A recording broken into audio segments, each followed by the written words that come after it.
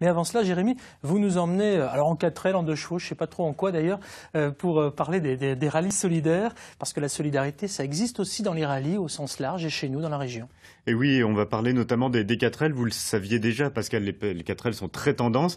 Elles sont aussi tendances dans le désert, et dans le désert notamment avec le 4L Trophy. Alors le 4L Trophy, c'est une compétition qui a été créée en 1997 par l'école de commerce de Rennes. À l'époque, il y avait 4 équipages au départ.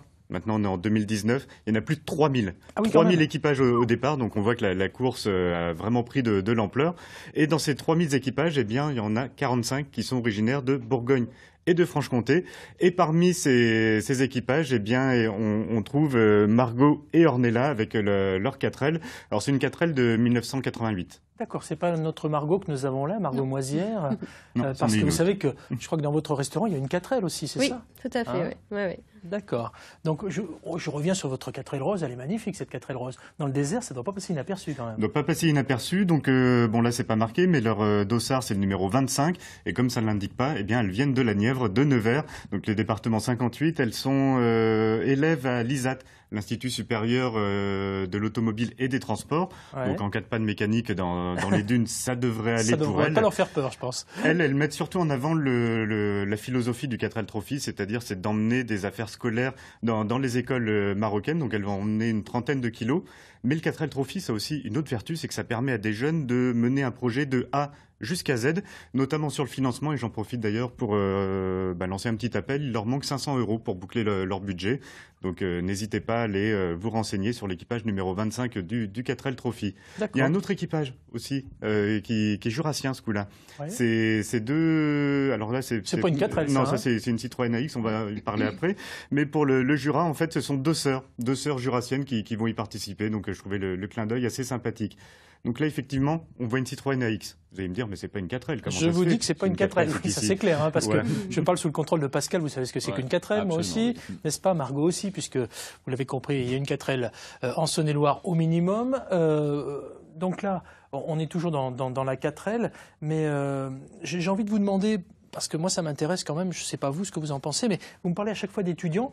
Si nous, on veut participer, par exemple, on peut participer au 4L Trophy ou pas, où il n'y a que des étudiants qui peuvent participer? Ça va être compliqué pour vous de participer au 4L Trophy, car effectivement, il faut être étudiant.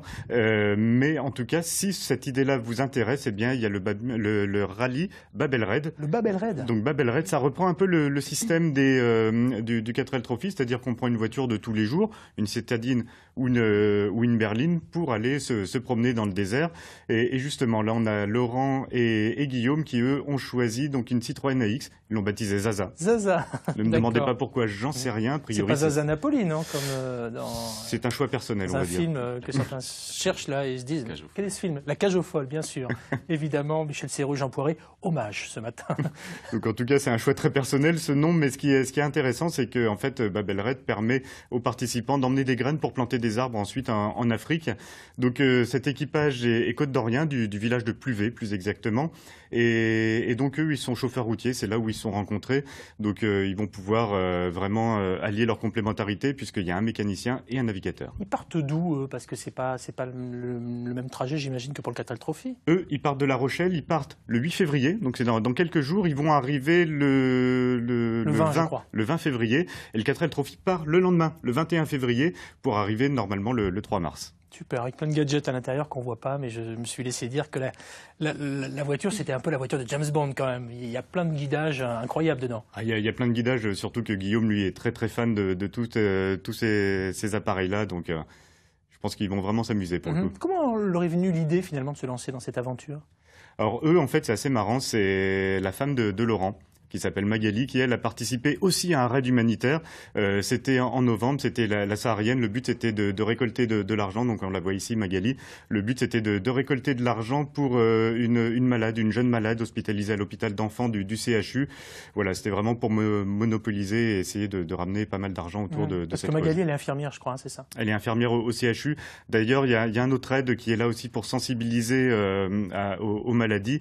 C'est Aurélie qui elle va partir de Dijon pour rallier Pékin.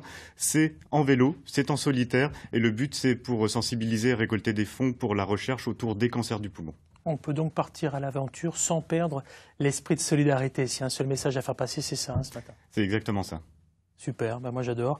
Ça donne envie, hein. On a tous envie de prendre quelques semaines, alors on peut dire quelques mois parce qu'il y a de la préparation hein, malgré tout. Hein. Il faut pas croire ça que demande minimum 1 an et demi à à 2 ans de préparation à chaque fois pour chaque équipage, le temps de trouver la voiture, le temps de faire les sponsors, le temps de tout préparer.